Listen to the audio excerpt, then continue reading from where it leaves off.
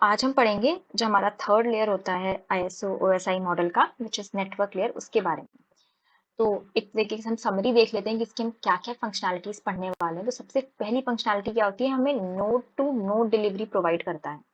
ठीक है, जैसे हमारे लेट से एक की सिस्टम है, ये दूसरा हमारे पास सिस्टम है, इनके बीच में हमारे पास डिवाइसेस कनेक्टेड होती हैं, राउटर या स्विचेस।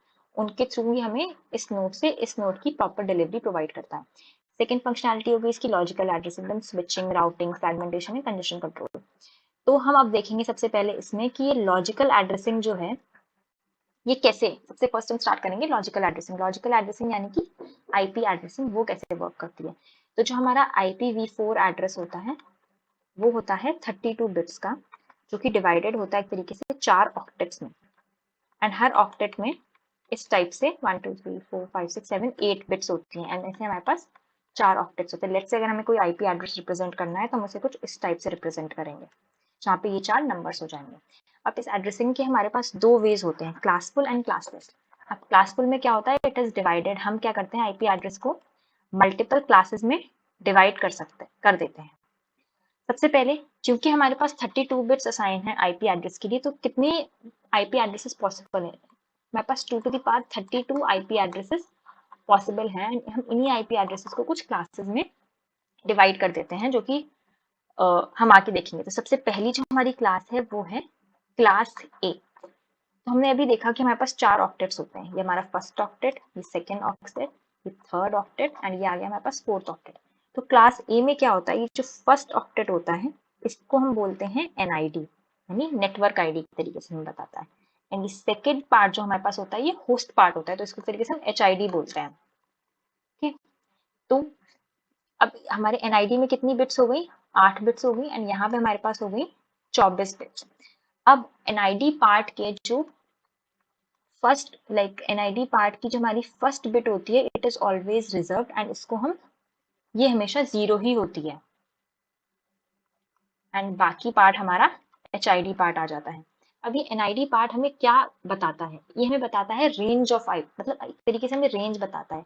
लेट्स से हमें कभी इन फ्यूचर हमें कोई IP एड्रेस गिवन है 500, हमसे पूछा जाए कि किस क्लास को बिलोंग करता है, तो हम ये किसके थ्रू फाइंड करेंगे, हम इस NID वाले पार्ट के थ्रू फाइंड करेंगे। हम देखेंगे कि ये NID जो है किस क्लास को बिलोंग कर रही है। तो इसमें जो रेंज हो जाती है, क्योंकि हमने क्या किया यहाँ पे फर्स्ट बिट को फिक्स कर दिया है, तो ये रेंज हमारी 000 या तो यहाँ पे वैल्यूज हो सकती है, मैक्सिमम ये जो हमारी वैल्यू जा सकती है वो है 111।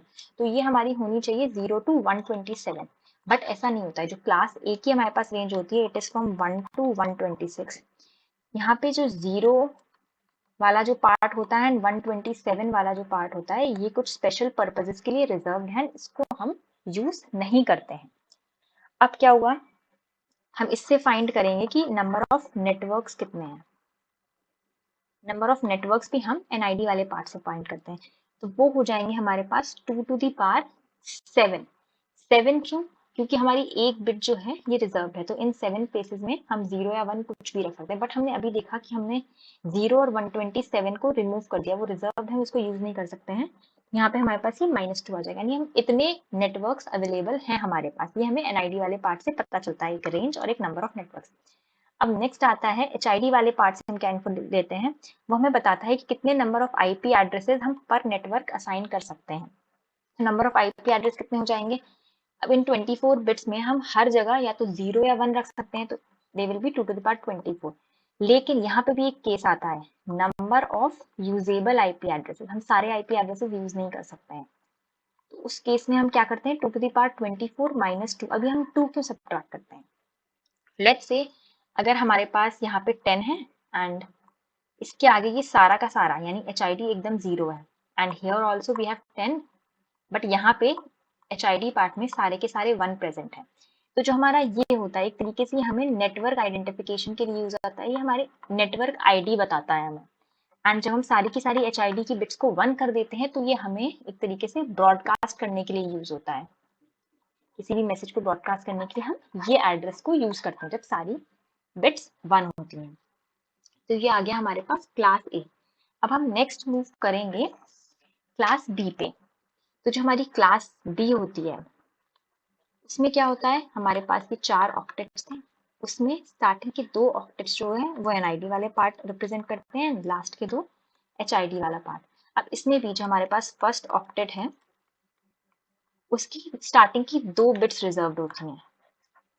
अब इसके थ्रू अगर हम रेंज निकालेंगे, यहाँ पे अगर ये सारे के सारे 0 कर देंगे एंड यहाँ पे ये सारे के सारे 1, यहाँ पे कुछ भी ऐसा मतलब एनआईडी पार्ट में कुछ भी ऐसा नहीं है जो उसे हम रिजर्व करके रखें, तो यहाँ पे हमारी जो है रेंज हो जाती है सीधे सीधे 128 टू 191, ये हमारी रेंज हो जाती है।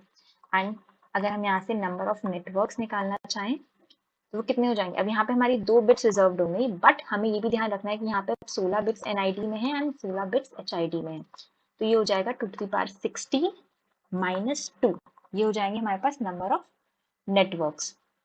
सॉरी, ये 2 to the power 16 माइनस 2 नहीं, this will be 2 to the power 16 minus 2 which will be 2 to the power 14, क्योंकि हमारे पास ये 2 पोजिशंस रिजर्व हो गई, तो this will be 2 to the power 16 minus 2 which is 2 to the power 14 number of networks. अगर हम number of IP addresses निकालें पर नेटवर्क जो हम असाइन कर सकते हैं, वो यहाँ पे कितने हो जाएंगे, वो हमें एचआईडी वाले पार्ट से पता चल जाएंगे, तो it will be 2 to the power 16।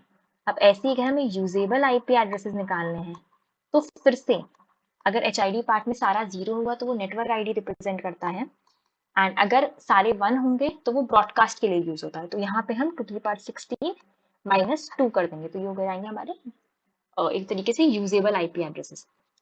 हमारे पास जो थर्ड क्लास आती है वो है क्लास सी। अब क्लास सी में क्या होगा, ये हमारे पास 4 ऑक्टेट्स थे, इनमें से जो 3 ऑक्टेट्स होंगे वो एनआईडी पार्ट को रिप्रेजेंट करेंगे, ये एचआईडी पार्ट को। तो अब यहाँ पे हो गई हमारे पास 24 बिट्स एनआईडी में एंड 8 बिट्स हो गई हमारे पास एचआईडी में। तो जो पहला ऑक्टेट जो हमारे पास ये ऑक्टेट होगा, अब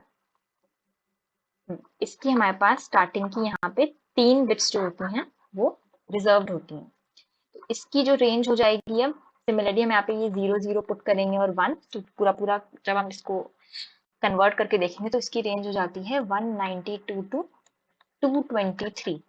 एंड अब अगर हम इसमें नंबर ऑफ नेटवर्क्स निकालने कितने पॉसिबल हैं, तो वो कितने हो जाएंगे, 2 to the power 24 minus 3 positions यानी 3 प्लेसेस जो है वो रिजर्व्ड है, हो जाएगा 2 to the power 21।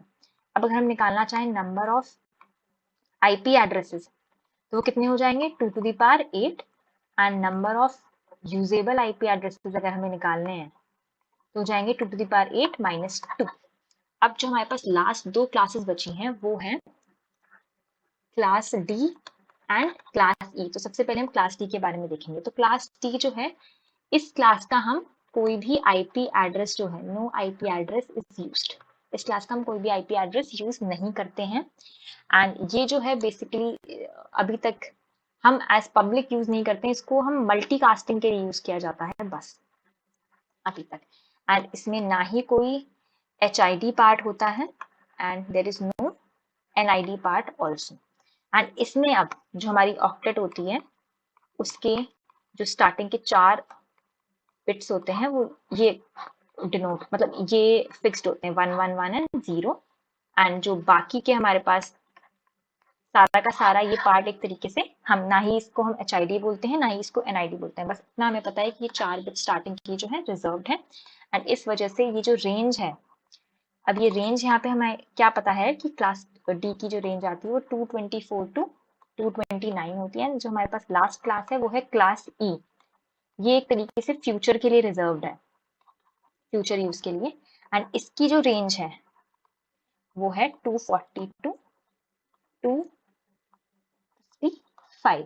तो ये हमारा हो गया सारी क्लासेस, एंड हम आगे पढ़ेंगे क्लासलेस जो हमारे पास आईपी एड्रेसिंग होती है उसके बारे में, एंड क्लासफुल आईपी एड्रेसिंग का क्या ड्रॉबैक है जिसकी वजह से हम क्लासलेस आईपी एड्रेस यूज करते हैं।